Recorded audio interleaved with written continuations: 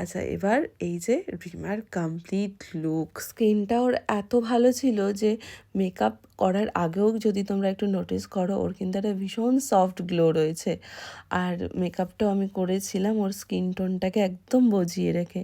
আমি নিজে একদম হেভি মেকআপ পছন্দ করি না, তাই আমি চেষ্টা করি আমার ব্রাইডদেরও যেন একটু সফট লাগুক, একটু গ্লো করুক। রিমাকে কমপ্লিট লুক দেওয়ার পর আমি চটজলদি বেরিয়ে পড়েছিলাম আমার নেক্সট লোকেশন, যেটা দমদমেই। আর দমদমে আমি চলে গেছিলাম সুনন্দনাকে সাজাতে। ও আমার কিন্তু ব্রাইডাল মেকআপটাও আমি ওর ওপরেই করেছিলাম এই ডিসেম্বরের 5 তারিখেই। আর এটা ছিল রিসেপশন মেকআপ 7 তারিখে।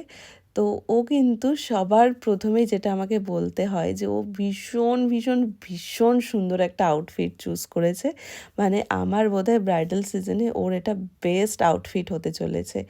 আর আমি বেট করতে পারি এরকম আউটফিট এখনও অবধি আমি কাউকে সাজাইনি বা পরতেও দেখিনি।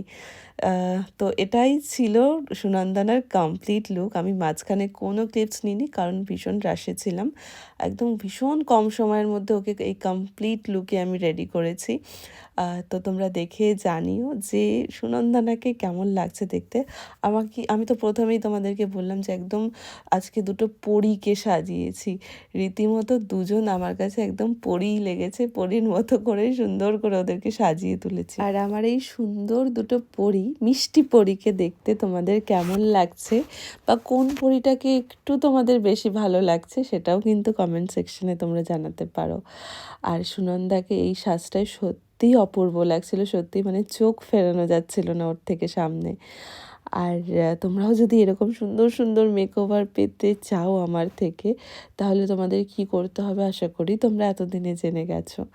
আমি তোমাদেরকে নাম্বার শেয়ার করলাম, যারা চাইছো এমন সুন্দর সুন্দর সুন্দর লুকে নিজেদেরকে দেখতে, রেডি করতে, বা স্পেশাল দিনে আমার হাতের ছোঁয়া একটুখানি হলেও পেতে, তো তোমরা কন্ট্যাক্ট করতে পারো।